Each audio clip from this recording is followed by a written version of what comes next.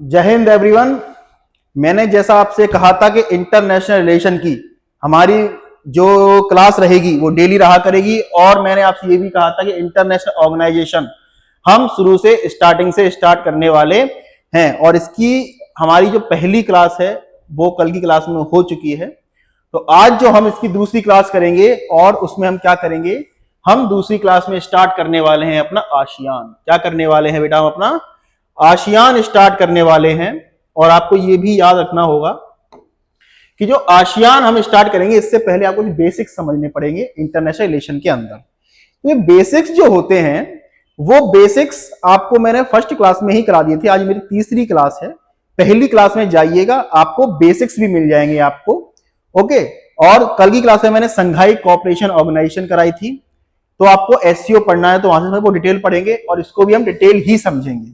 Okay, चलिए तो हम आशियान शुरू करते हैं। आशियान क्या है? पहले आप मैप को पढ़ना सीखिए। जब ये मैप को पढ़ते हैं तो ऊपर होता है नॉर्थ, नीचे होता है साउथ, और यहां ईस्ट, यहां पर अपना वेस्ट होता है। और ये जो एरिया है इसको हम कहते हैं साउथ ईस्ट। क्या कहते हैं? South east. और जब ये वर्ल्ड मैप को देखिएगा तो ये जितने भी आपको कंट्रीज दिख रही हैं, ये सब कैसी है? ये साउथ ईस्ट कंट्रीज है। इसीलिए इनको साउथ ईस्ट एशियन नेशंस कहते हैं। तो आशियान ऐसे ही बना, एसोसिएशंस ऑफ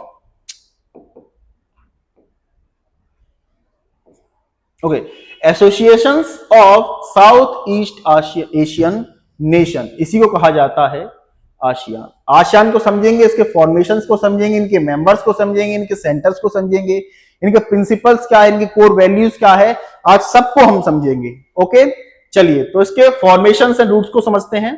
याद रखिए, आशियान बना 8 अगस्त 1967 के अंदर। 1967 के अंदर जब आशियान बना, याद रखिए इससे पहले एक और ऑर्गेनाइजेशन बनी थी, इसको हम एएसए कहते हैं, लेकिन एएसए आशियान नहीं था। आशियान तो ये है जो कि बैंकॉक थाईलैंड के अंदर बना। याद रखिए, बैंकॉक में एक डिक्लेरेशन साइन हुआ था। उस डिक्लेरेशन में इन्होंने कहा कि हम क्या बना रहे हैं, हम एक अपना एसोसिएशन बना रहे हैं आशियान नाम से।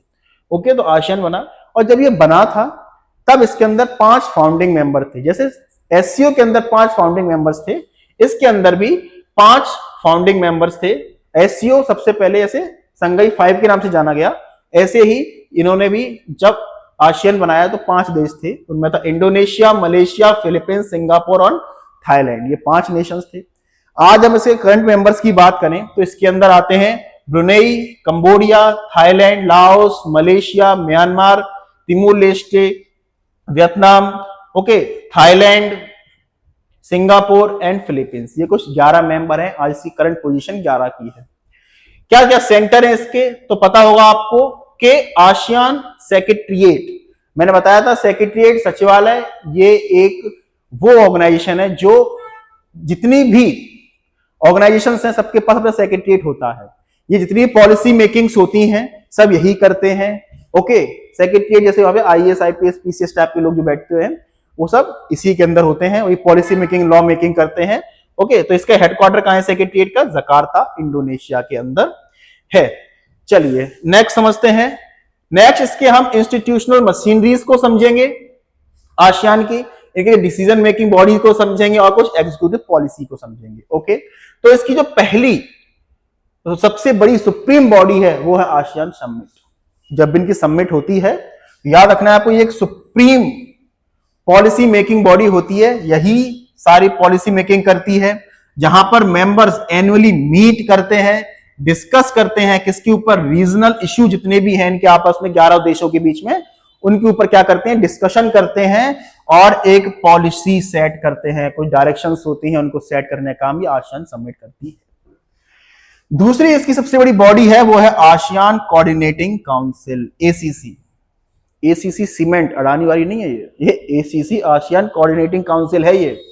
ओके, ये क्या है? ये एक ऑपरेशनल बॉडी है क्योंकि ओवरसीज इंप्लीमेंटेशन करती है। जितने भी आशियान के एग्रीमेंट होते हैं, डिसीजंस होते हैं, उन सबको इंप्लीमेंट करने का काम कौन करती है? आशियान कोऑर्डिनेटिंग काउंसिल करती है। नाम समझ में आ रहा होगा आपको, कोऑर्डिनेटिंग काउंसिल, कोऑर्डिनेट करने का काम करती है।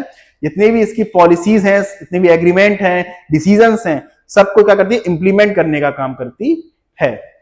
थर्ड को समझते हैं। थर्ड है आसियान सेक्रेटरीट। मैंने क्या कहा था आपसे, आसियान सेक्रेटरीट क्या है, वही सेक्रेटरीट जिनकी एक सेंट्रल एडमिनिस्ट्रेटिव बॉडी है, ये इनकी सेंट्रल एडमिनिस्ट्रेटिव बॉडी है।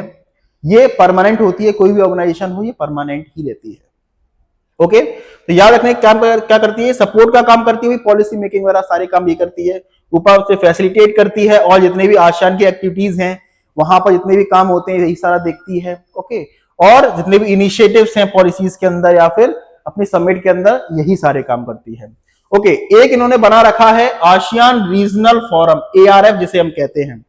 ये फोरम डेडिकेटेड है टोटली आसियान नेशंस के लिए, और दे आर ग्लोबल पार्टनर्स। जो भी इनके पार्टनर्स हैं, जैसे कोई डायलॉग पार्टनर है, ठीक है, कोई इनका ऑब्जर्वर पार्टनर है, तो उनके लिए क्या है, ये एक तरीके से उनके लिए डेडिकेटेड है, उनके लिए काम करती है।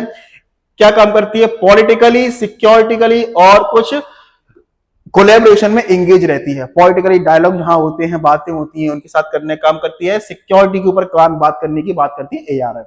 चलिए नेक्स्ट इनकी जो बॉडी है डिसीजन मेकिंग प्रोटोकॉल है, भाई इनके बारे में ही बताती है। वो क्या है, वो conduct entirely through out consultation. देखो क्या होता है, जितनी भी बातें होती हैं, जितने भी कंसल्टेशंस होती हैं, डिसीजंस होते हैं, टेबल टॉक्स होती हैं, वो सारा इसका काम होता है। तो फिर डिसीजन मेकिंग प्रोटोकॉल देखने का काम होता है। देखा जाए तो 4 इनके फोरम होते हैं, इसके अंदर आते हैं, ये बताती हैं देखो क्या क्या काम है इनके, तो ये चारों को अपना अपना काम बताती हैं। तो डिसीजन मेकिंग प्रोटोकॉल के अंदर ये चारों आते हैं। ओके, नेक्स्ट देखते हैं अपना। नेक्स्ट क्या है, इनके कुछ फंडामेंटल प्रिंसिपल्स हैं, कुछ गाइडिंग्स हैं आसियान के, क्या क्या है, बड़े बहुत अच्छे अच्छे हैं इनके। देखा जाए तो क्या क्या है, देखो इनके कुछ कोर वैल्यूज भी किनको कह सकते हैं हम, जो कि क्या करती है, हार्मनी, मेंबर्स के अंदर एक हार्मनी बनी रहे, उसके ऊपर बात करने की बात करती हैं। ये क्या है, पहले है इनकी सोवरेनिटी फर्स्ट। भाई कोई भी कंट्री है, उसके नेशन के, उनके इंडिपेंडेंस की हम क्या करेंगे, इज्जत करेंगे, उसकी रिस्पेक्ट करेंगे। क्या करेंगे, उसकी हम रिस्पेक्ट करेंगे, उसकी आजादी की रिस्पेक्ट करेंगे, उनके सोवरेन होने की रिस्पेक्ट करेंगे, उनके संप्रभु होने की रिस्पेक्ट करेंगे, इक्वालिटी की रिस्पेक्ट करेंगे, उनकी टेरिटोरियल बाउंड्रीज। जो भी 11 कंट्रीज जो हैं वो उनकी बात कर रहे हैं ये लोग, 11 कंट्रियों के इंडिपेंडेंस की, सोवरेनिटी की, उनके इक्वालिटी की, उनकी टेरिटोरियल बाउंड्रीज की, और उनकी कुछ यूनिक आइडेंटिटीज होती हैं, उनकी क्या करेंगे हम, उनकी हम रिस्पेक्ट करेंगे। तो उन्होंने कहा कि भैया सोवरेनिटी फर्स्ट। इन सब में सबसे पहले क्या आएगा भैया, संप्रभुता पहले आएगी। चलिए सेकंड पॉइंट इन्होंने क्या कहा है, सेकंड पॉइंट इन्होंने कहा है absolute self government. Absolute self government क्या होती है, एब्सोल्यूट सेल्फ गवर्नमेंट उन्होंने कहा हर स्टेट के पास अपना राइट होना चाहिए अपनी गवर्नमेंट को चलाने के लिए, किसी और का इंटरफेरेंस हमें नहीं चाहिए, कोई भी एक्सटर्नल प्रेशर हमारे ऊपर ना हो, किसी भी तरह का इन्फ्लुएंस ना हो, किसी को भी कंट्रोल ना हो, हम अपनी कंट्री को खुद चलाएंगे, हम अपनी सरकार को, अपने प्रशासन को, शासन को खुद चलाएंगे। तो एब्सोल्यूट सेल्फ गवर्नेंस की बात करती है इनका दूसरा प्रिंसिपल। तीसरा प्रिंसिपल है स्ट्रिक्ट नॉट इंटरफेरेंस। इन्होंने कहा है कि हमारे इंटरनल मैटर के अंदर कोई अदर नेशन इंटरफेयर ना करे। जैसा आपने भी देखा होगा थाईलैंड और कंबोडिया के बीच में वॉर हुआ, तो इन दोनों ने मिलकर ही सुलझाया, या फिर कोई आसियान नेशन ही आया। लेकिन इन्होंने कहा कि इंटरनल मैटर के अंदर क्या चल रहा है, म्यांमार के अंदर जुंता रूल है। कौन सा रूल है, जुंता, जनता नहीं है, JUNTA, जुंता जो वहां का मिलिट्री रूल है वो चल रहा है। म्यांमार आसियान का पार्ट भी है, लेकिन किसी ने आज तक कुछ कहा नहीं कि किसी के इंटरनल मैटर पे हम बात नहीं करेंगे। तो स्ट्रिक्ट नॉन इंटरफेरेंस की पॉलिसी भी इन्होंने रखी हुई है। नेक्स्ट है पीसफुल रेजोल्यूशन। क्या कहा है इन्होंने, पीसफुल रेजोल्यूशन। इन्होंने कहा है dedicating to solving all disagreement और conflict strictly through peaceful mean. मतलब इन्होंने कहा है कि भैया जो भी डिसएग्रीमेंट है हमारे बीच में, कॉन्फ्लिक्ट है हमारे बीच में, स्ट्रिक्टली कैसे किए जाएंगे, हम पीसफुली इसको टेबल टॉक, इंडिया कहता है डायलॉग, डिप्लोमेसी एंड पीस। तो उन्होंने कहा है कि हम कैसे इसको सॉल्व करेंगे भैया, पीस के साथ, डायलॉग के साथ, डिप्लोमेसी के साथ, टेबल टॉक के साथ हम इनको जितने भी हमारे बीच में कॉन्फ्लिक्ट हैं, डिसएग्रीमेंट है, सबको सॉल्व करेंगे। ये इन्होंने अपना चौथा प्रिंसिपल दिया। पांचवा प्रिंसिपल कहते हैं ये no threat to force, complete renunciation of the threat of use the force, regional diplomacy. इन्होंने कहा है जितनी भी चीजें हैं रीजनल डिप्लोमेसी के साथ ही सॉल्व की जा सकती है, किसी भी तरह का आपको डरा के धमका के नहीं की जा सकती। इन्होंने ये बात भी कही है, कोई भी किसी भी तरह का हमें थ्रेट ना दें, किसी तरह का हमें फोर्स ना करें, हम अपने इंटरनल मैटर खुद कर सकते हैं, अगर बातें कुछ हैं तो हम आपस में बैठ के सॉल्व कर सकते हैं, पर थ्रेट नहीं चाहिए हमें। म्यूचुअल एडवांसमेंट कही, म्यूचुअल एडवांसमेंट, म्यूचुअल एडवांसमेंट क्या होती है? इन्होंने कही कोऑपरेशन कहा है इन्होंने कि भैया इकोनॉमिकली पॉलिटिकली कोऑपरेट करेंगे हम। कैसे करेंगे भैया? म्यूचुअल रिस्पेक्ट करेंगे एक दूसरे की, कोई बात होती है तो हम उसको म्यूचुअली बैठकर हम सॉल्व कर सकते हैं, कोऑपरेट करेंगे। अगर कोई भी हमारे बीच में किसी भी तरह का कोई झंझट है, कुछ भी फसाद है, तो हम कोऑपरेटली उसको सॉल्व करेंगे। तो इन्होंने कहा है कि म्यूचुअल एडवांसमेंट होनी चाहिए हम लोगों के बीच में। चलिए आसियान कैसे बना, कैसे इवॉल्व हुआ, इसके बारे में समझते हैं। कुछ ट्रीटीज हुई, कुछ एग्रीमेंट हुए जिन्होंने आसियान को बनाने में मदद करी। पहले मैंने क्या बताया था आपको, आसियान बनने से पहले एएसए भी बना था, जिसका नाम था association of south east Asia. क्या है? Association of south east Asia की बात की गई। एएसए जो कि 1961 के अंदर बनकर आया। इसके अंदर इंडोनेशिया, मलेशिया, फिलीपींस, सिंगापुर और थाईलैंड, इन्होंने कहा कि हम लोग मिलकर एएसए बनाते हैं जो कि इकोनॉमिक और सोशल कोऑपरेशन पे बात कर सकें। लेकिन वक्त आगे बढ़ता है और भी वहां पर लोग थे, सेम आइडेंटिटी के थे, उनका कल्चर भी एक जैसा था, विजन भी एक जैसा था। तो उन्होंने कहा भैया हम कैसा करते हैं, 67 के अंदर बैंकॉक डिक्लेरेशन साइन होता है और फॉर्मली आसियान बनकर तैयार हो जाता है। ओके, फिर इसके बाद वक्त थोड़ा और आगे बढ़ता है और आसियान की पहली समिट होती है और उसके अंदर टीएसी लेकर आते हैं। टीएसी क्या होता है? ट्रीटी ऑफ एमिनिटी कोऑपरेशन लेकर आते हैं। इन्होंने कहा इसके अंदर कि भैया हम प्लेज लेते हैं, शपथ लेने की बात करी। इन्होंने कहा कि हम अपने रीजन के अंदर पीस एंड स्टेबिलिटी रखेंगे और इसको उन्होंने साइन करते हुए टीएसी के अंदर डाल दिया कि हम अपने रीजन के अंदर, जो हमारे रीजन है, ये वाला बताया था मैं आपको पीछे, जो आसियान कंट्रीज का जो रीजन है उसमें हम क्या करेंगे, हम पीस एंड स्टेबिलिटी रखेंगे। अगर आप थोड़ा सा पीछे जाएं तो आप ये देखिए, ये कुछ नेशंस हैं, इनमें आप थोड़ा सा इनकी तो लोकेशन देख लीजिए, geographical locations, Myanmar, Laos, Thailand, Cambodia, ये वाला हिस्सा वियतनाम हुआ, मलेशिया हुआ, यहाँ थोड़ा सा जूम करने पर सिंगापुर दिखेगा, ये ब्रुनेई है, ब्रुनेई इतना है, पूरा नहीं है, ये यहाँ पे इंडोनेशिया है, ये तिमोर लेस्ते है, ये वाला एरिया पर, ये वाला, यहाँ पर फिलीपींस है। ये कंट्रीज हैं कुछ आसियान्स की, ठीक है। तो इन्होंने कहा है हम इस रीजन में क्या रखेंगे, थोड़ी सी हम स्टेबिलिटी और पीस रखेंगे। थोड़ा सा और समय आगे जाता है, फिर ये एएफटीए साइन करने के लिए कहते हैं। एएफटीए क्या था? ASEAN free trade area launch to create unified trade free trade zone. इन्होंने कहा कि इस एरिया में, जो हमारा एरिया है आसियान वाला, हम इसमें क्या रखेंगे, फ्री ट्रेड एरिया रखेंगे। कैसा रखेंगे हम इसके अंदर? फ्री ट्रेड एरिया रखेंगे। अगर आपस में हम ट्रेड करते हैं तो किसी तरह का हम किसी पे कस्टम ड्यूटी और टैक्स या टैरिफ नहीं लगाएंगे। ओके, फिर थोड़ा और समय आगे बढ़ता है और समय आता है 2008, जहां पर आसियान चार्टर बनके तैयार होता है। इन्होंने फिर अपना एक चार्टर भी लॉन्च किया और चार्टर के अंदर इन्होंने कहा स्ट्रिक्ट लीगल फ्रेमवर्क होगा, ये जैसे कॉन्स्टिट्यूशन होता है वैसे इन्होंने एक अपना चार्टर रखा और चार्टर के अंदर इन्होंने कहा कि भैया एक स्ट्रिक्ट लीगल फ्रेमवर्क होगा जो कि स्ट्रेंथन करेगा हमारे इंस्टीट्यूशनल स्ट्रक्चर को। हमारे जो इंस्टीट्यूशनल स्ट्रक्चर है आसियान का, उसे मजबूती देगा और इसके अंदर जो भी बातें होंगी वो स्ट्रिक्टली फॉलो की जाएंगी, आपको राजी हो या ना हो। अगर आपको ऐड होना है तो करना पड़ेगा। समय और आगे बढ़ा थोड़ा सा, और 2015 के अंदर एईसी निकल के आता है। एईसी आसियान इकोनॉमिक कम्युनिटी निकल कर आती है और ये कहती है form unity member economic and boost development. जैसा कि आपको पता हो कि जो आसियान जो एरिया जो है वो फ्यूचर में बहुत ज्यादा ग्रो करेगा। ऐसा कुछ इकोनॉमिस्ट हैं, अर्थशास्त्री हैं, उन्होंने भी ये बात कही है और उन्होंने ये बात कहते हुए कहा है कि ये जो एरिया है ये इकोनॉमिकली बूम करेगा। यहाँ मार्केट बहुत अच्छी है, यहाँ पर परचेजिंग पावर पैरिटी भी लोगों की बहुत अच्छी है, यहाँ पर पॉपुलेशन भी अच्छी है यहाँ पर। तो उन्होंने यही चीज कही है कि यहाँ पे इकोनॉमिकली क्या करेंगे, अपने आप को बूस्ट करेंगे, अपने मेंबर्स कैसे करेंगे, इकोनॉमिकली डेवलप करेंगे। ऐसे ही 2020 निकल कर आता है और ये रिकैप लेकर आते हैं, मतलब आसियान मेंबर्स ज्वाइन करते हैं regional comprehensive economical partnership free trade agreement. मतलब जो बात उन्होंने 1992 में की थी, 1920 में आके ये उसको फिनिश कर देते हैं और कह देते हैं कि ठीक है आज से हम फ्री ट्रेड एग्रीमेंट करेंगे सारे लोग मिलकर। चलिए, ये था इसका आसियान का अपना इवॉल्व कैसे हुआ वो।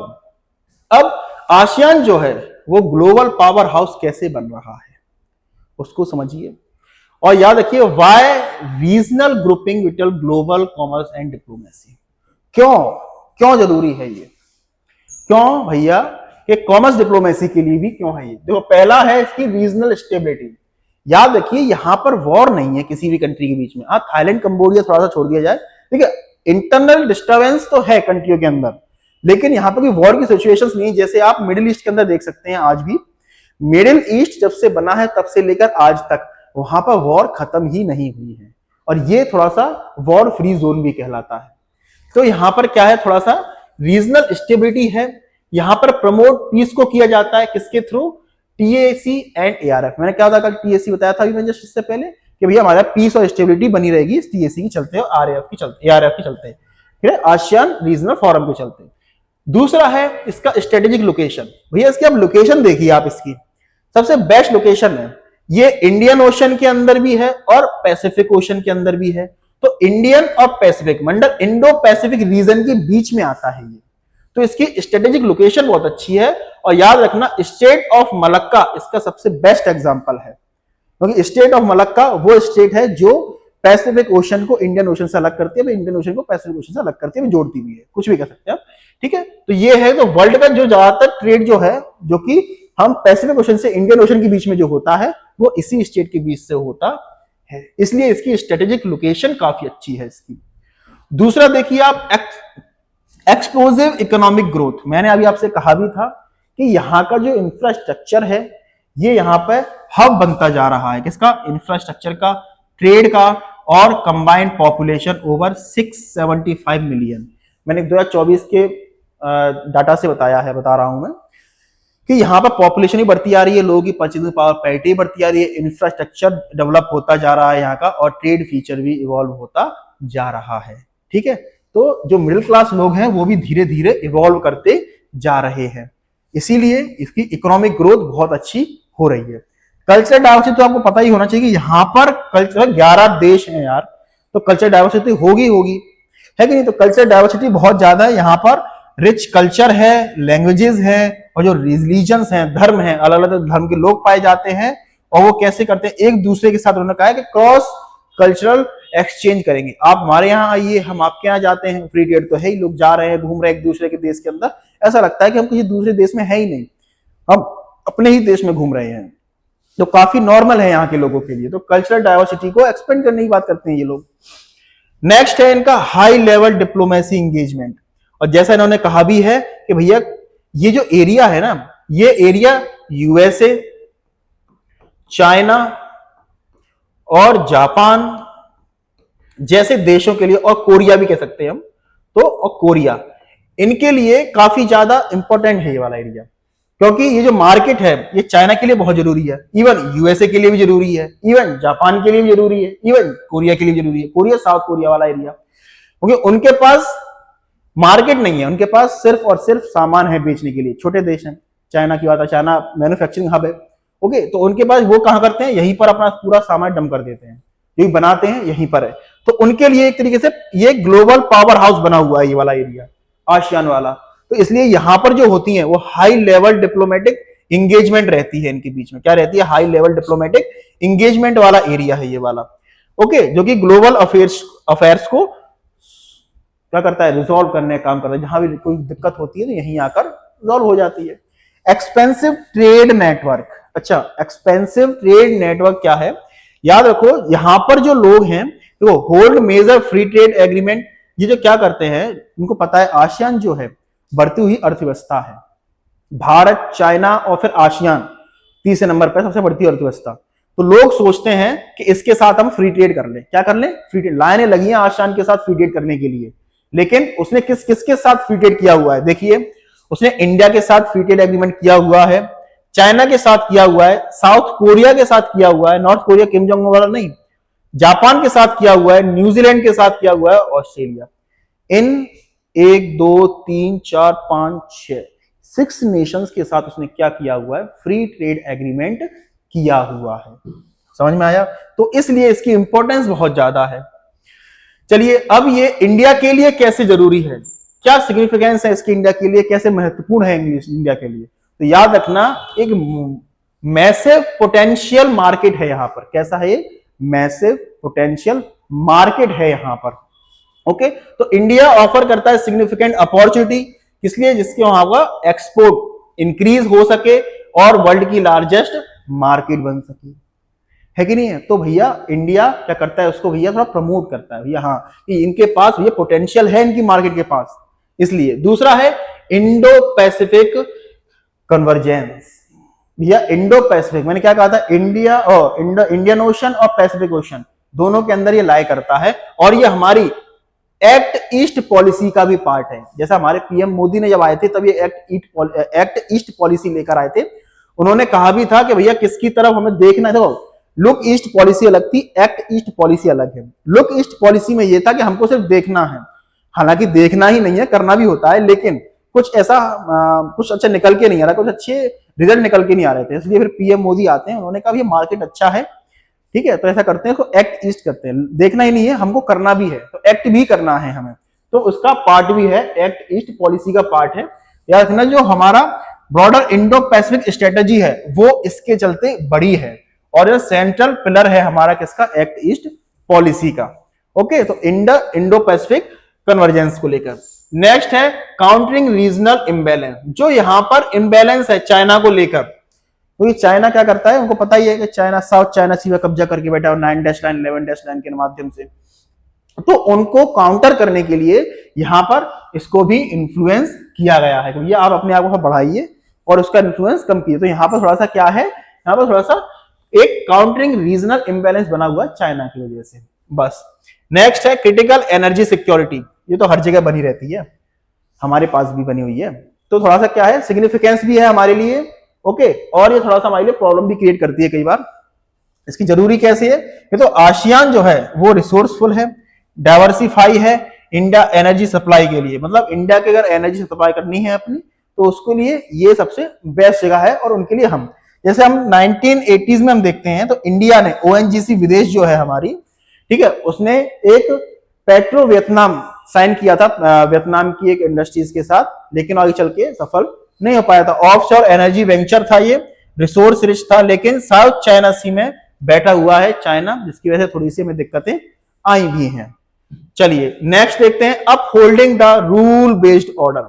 इन्होंने कहा इंडो पैसिफिक के अंदर कहा है ना, तो essential for maintaining rules based security framework ensuring peace in the Indo Pacific. इन्होंने कहा भैया इंडो पैसिफिक के अंदर आपको रूल्स के हिसाब से चलना पड़ेगा, ठीक है, यहां पर को पीस रखनी है, स्टेबिलिटी रखनी है, ठीक है, तो ये भी इस तरीके से हमारे लिए सिग्निफाइंस हो गया ये। Okay, north east connectivity. North east connectivity में क्या है, ये हमारे नॉर्थ ईस्ट वाला एरिया है ना, वो डायरेक्ट हम इससे कनेक्ट कर सकते हैं, समझ आ रहा है? तो हम क्या कर सकते हैं कि भैया नॉर्थ ईस्ट, जैसे अब आपको यहां से लेकर यहां तक कोई सामान भेजना है, हमारे पास है नहीं, तो हम क्या करेंगे, यहां से भेज सकते हैं। तो नॉर्थ ईस्ट कनेक्टिविटी हम इसके साथ रख सकते हैं, इंडिया के लिए ऐसी ये जरूरी है। समझ में आएगा, नॉर्थ ईस्ट कनेक्टिविटी भी इससे हमारी बनी रहेगी। नेक्स्ट देखते हैं कि भैया आसियान और इंडिया के कॉपरेशंस डिप्लोमेसी और ट्रेड में कैसे हैं। तो डिप्लोमेटिक माइलस्टोन कुछ देखते हैं, जैसे 1992 के अंदर हमने फॉर्मली इंगेज हुए थे इनके साथ, कैसे, एक सेक्टोरल डायलॉग पार्टनर के रूप में, कैसे एक सेक्टोरल डायलॉग पार्टनर के रूप में, लेकिन फिर 1990 से थोड़ा अपग्रेड हुए और हम इनके फुली डायलॉग पार्टनर बने। कैसे पार्टनर बने, डायलॉग पार्टनर बने हम इनके फुली। फिर 2002 में थोड़ा और हम आगे बढ़े और हम उनकी जो समिट लेवल के पार्टनर बन गए। कैसे बन गए हम, एक समिट लेवल के पार्टनर बन गए, वो समिट में बुलाने लग गए हमको अच्छे से। और एक करंट स्टेटस अभी हमारा क्या है, तो इंडिया और आसियान जो है वो एनुअली मीटिंग होल्ड करते हैं, उसमें इंडिया पार्टिसिपेट करने जाता है और उसका पॉलिसी अलाइन भी है। तो annual summit to policy align भी है हम उसके, ये पॉलिसी लाता है, इंडिया को भी वो बुलाता है, पूछता है कैसा क्या रहेगा। ओके, नेक्स्ट है trade and investment power house. भैया अगर ट्रेड है, इन्वेस्टमेंट है, आज देखो कितना ट्रेड और इन्वेस्टमेंट करते हैं यहाँ पे, देखो India and Asia free trade agreement किया हुआ है, बताया था मैं आपको, मैं has deeply strengthened investment and trade follow, जैसे कि ASEAN officially India fourth largest trading partner. ASEAN India का आज चौथा सबसे बड़ा ट्रेडिंग पार्टनर है। अगर मैं 21-22 के डाटा की बात करूं तो हमारा जो बायलैटरल ट्रेड है वो कितना हुआ है, 110 बिलियन। कितना हुआ है, 110 बिलियन हमारा ट्रेड हुआ है। और आसियान इंडिया के बिजनेस काउंसिल की बात की जाए तो AIBC जो बना हुआ है वो 2005 में बना था, और उसने सबसे ज्यादा वो क्या लेकर आया है, डायरेक्ट बिजनेस लिंकेज किए, उसने डायरेक्ट बिजनेसेस लेकर आया है हमारे लिए AIBC की तरफ से। 2005 में बना था, लेकिन आज हमारे लिए सबसे ज्यादा महत्वपूर्ण बना हुआ है ये। चलिए, तो ये हमारे कुछ ट्रेड थे। नेक्स्ट देखते हैं अपन, नेक्स्ट क्या है कि इंडिया और आसियान कोऑपरेशन कनेक्टिविटी, जो कि सिक्योरिटी को लेकर भी है, उस पर भी थोड़ा बात करते हैं। क्योंकि फिजिकल लिंकिंग की हम बात करते हैं, मल्टी मॉडल प्रोडक्ट भी आते हैं, कलादान प्रोडक्ट भी आता है, वो प्रोजेक्ट भी आता है हमारा इसमें। तो क्या सिक्योरिंग करने की बात करता है, तो इनहांसिंग रीजनल कनेक्टिविटी की बात करते हैं। भैया रीजनल कनेक्टिविटी होनी चाहिए, कैसे, तो India aggressively building physical link through India, Myanmar, Thailand. याद रखो, हमने एक प्रोजेक्ट बनाने की बात की थी जो इंडिया से, म्यांमार से होते हुए थाईलैंड को कनेक्ट करेगा, जिसे हम ट्राइलेटरल हाईवे भी कहते हैं। क्या कहते हैं, एक ट्राइलेटरल हाईवे बनाने की बात की थी हमने।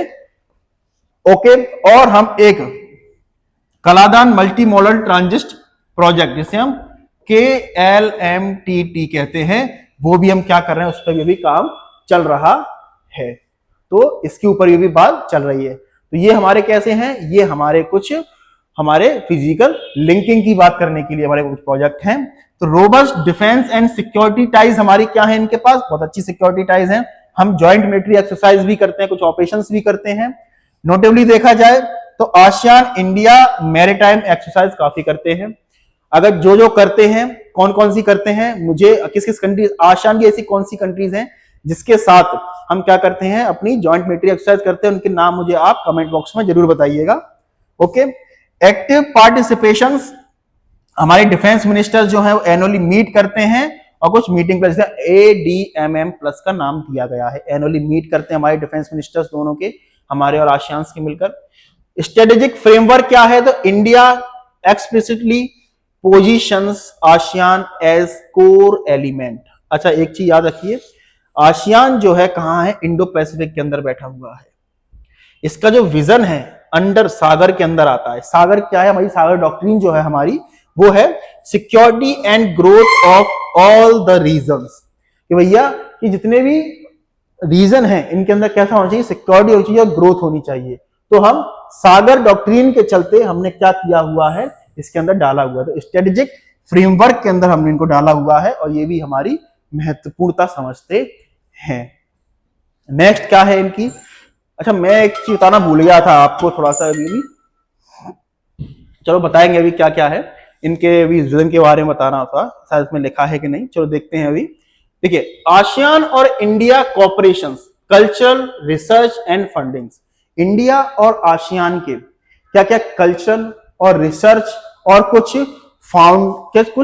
फंडिंग्स की बात करते हैं, जहां पर उन्होंने हमारे यहाँ पर क्या किया है, उन्होंने इन्वेस्टमेंट किया है या हमने यहाँ इन्वेस्टमेंट किया है, हमारे लोगों ने वहां पर इन्वेस्टमेंट किया है या नहीं, वो सारी चीजें देखते हैं। तो people, policy and future infrastructure देखते हैं। तो पहला है सोशल कल्चरल एक्सचेंज। देखो, हम पीपल टू पीपल कनेक्ट करने की बात करते हैं कई बार, तो डीपलिंग पीपल टू पीपल कनेक्शन विया स्टूडेंट एक्सचेंज प्रोग्राम।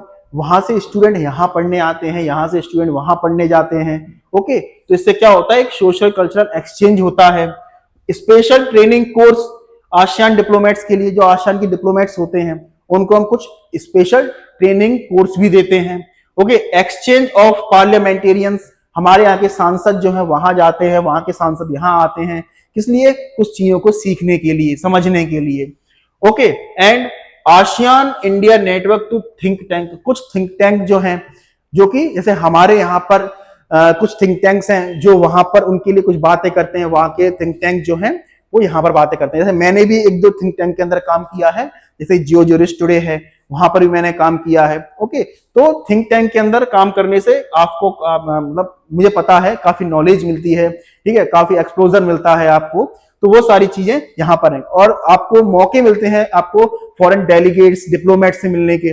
ओके, मैं भी काफी बार मिला हूं, ओके, जैसा आप मेरे चेक कर सकते हैं मेरे इंस्टा प्रोफाइल के ऊपर। Okay, ASEAN India eminence person lecture series, तो ये सारी चीजें हमें किसमें देखने को मिलती है, सोशल कल्चरल एक्सचेंज के अंदर देखने को मिलती है, जहां पर एक दूसरे के साथ हम क्या करते हैं, चीजों को एक्सचेंज करने का काम करते हैं। Okay, education and policy research, educational and policy research का क्या है, establish the ASEAN India centre as a research and information, RIS कहते हैं।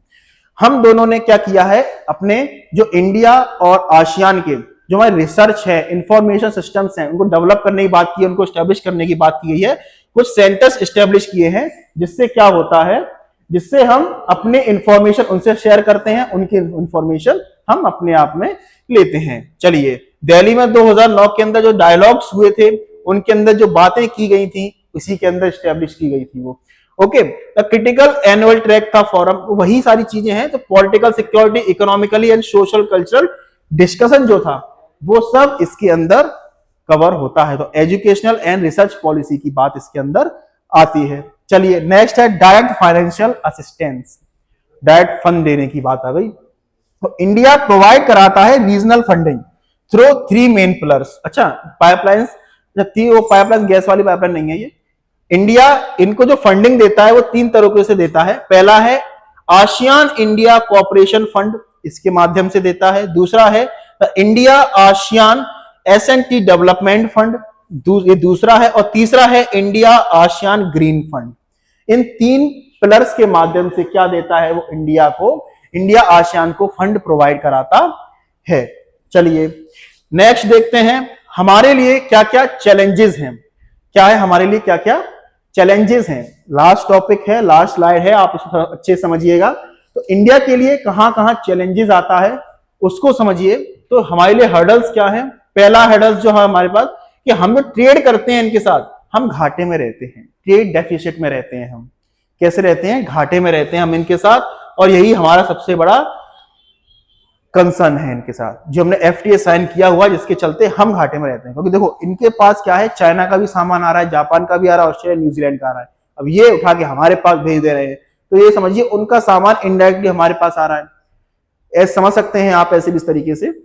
तो क्या है, हम घाटे में रहते हैं। अच्छा, उन्होंने जो सामान बनाया हम यहाँ पे अपने यहाँ मंगा रहे हैं उनसे, यहाँ से सामान कम जा पा रहा है हमारे पास, क्योंकि परचेजिंग पावर पैरिटी ज्यादा है, तो कुछ भी कह सकते हैं। तो हम क्या है, घाटे में ज्यादा रहते हैं इनके साथ। और डाटा 2024 का क्या बताता है कि आसियान अकाउंटेबल, देखो कितना ज्यादा इंडिया ने एक्सपोर्ट किया है, 9.8%, इंपोर्ट कितना किया है, 10%, तो ओवरऑल शेयर कितना हुआ, 9.9%। आप जैसे देख भी सकते हैं इस चीज को। गैप कितना है, 2016 के अगर गैप देखा जाए तो इंपोर्ट का गैप आता है 65%, वाइल एक्सपोर्ट का जो आता है वो 60%। तो ये अपना गैप हो जाता है, ये अपना, ठीक है। चलिए, अब फ्रेगमेंटेड एंगेजमेंट क्या है इनकी, हमारे लिए थोड़ी दिक्कत वाली बात। जैसे इंडिया लार्जली जो कंट्री टू कंट्री बात करता है, अब वो एज अ ग्रुप बात नहीं करता। अगर एज अ ग्रुप बात करेगा, अगर एज अ आसियान बात करेगा, तो ज्यादा घाटे में रहेगा। तो हम as a country to country बात करते थे। इंडिया ने सिंगापुर से डायरेक्ट कनेक्शन किए, इंडोनेशिया से डायरेक्ट बातें की, मलेशिया से डायरेक्ट बातें की। तो हम मल्टीलेटरल की जगह हम किस पे कर रहे हैं बातें, कंट्री टू कंट्री, इंडिविजुअल बातें कर रहे हैं, ठीक है। कंप्लीटिंग एग्रीमेंट जो है, तो ASEAN forcing focus on resource often the rival pact of the recap and the CPTPP।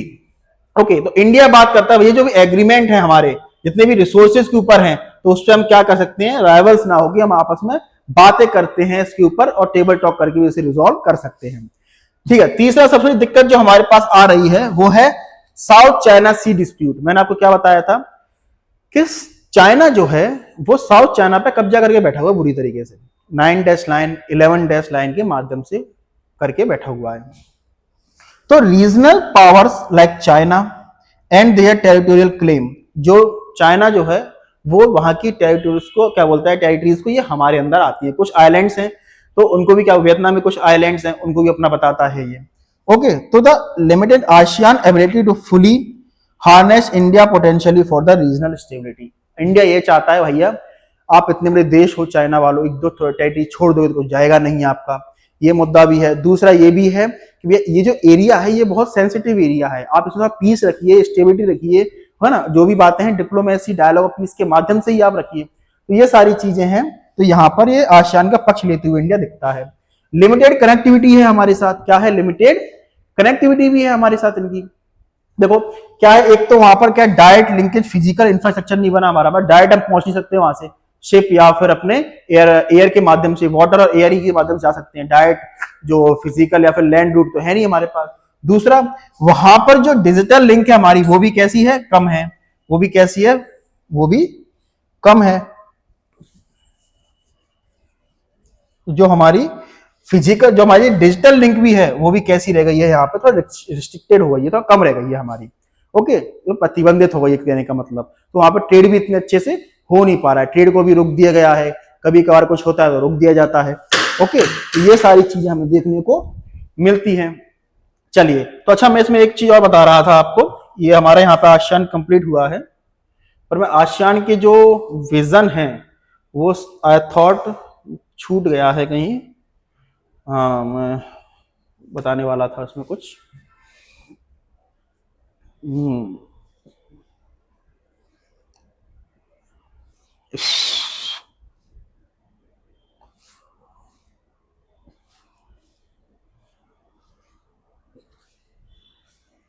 कुछ कोर वैल्यूज है इनकी, जैसे इन्होंने कहा भी था।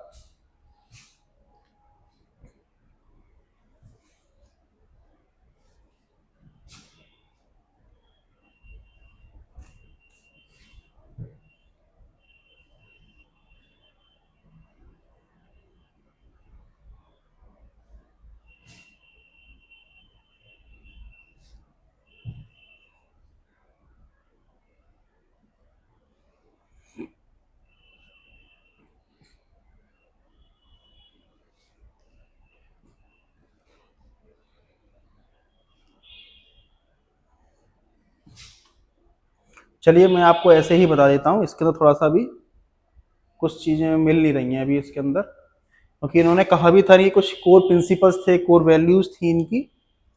ओके, तो वो इन्होंने रखी थी अपनी। चलिए, तो इन्होंने जिस चीज के ऊपर बात करी थी, इन्होंने कहा था कि हमारे पास जो रहेगा हमारी अच्छा ये रहा इनका जो कोर विजन जो है, ये रहा, ये रहा, ये रहा, निकल गया था, आ गया, मिल गया। इन्होंने कहा कि हमारा जो कोर विजन है, जो इनका विजन क्या है, जैसे आसियान कंट्रीज है ना, इनकी थोड़ा लोकेशंस देखिए, आप देखिए ये सारी एक दूसरे से कनेक्टेड है एक तरीके से, तो इन्होंने कहा, और ये ज्योग्राफिकल कंडीशन भी देखिए सेम ही है, तो इन्होंने कहा है कि हमारा वन विजन होगा, वन आइडेंटिटी होगी और वन कम्युनिटी। इनका कैसा है, इनका कोर विजन है इनका कि एक ही विजन होगा हमारा, एक ही आइडेंटिटी होगी हम सबकी और एक ही कम्युनिटी होगी इनकी, ऐसा इन्होंने अपने विजन को रखा हुआ था इन्होंने।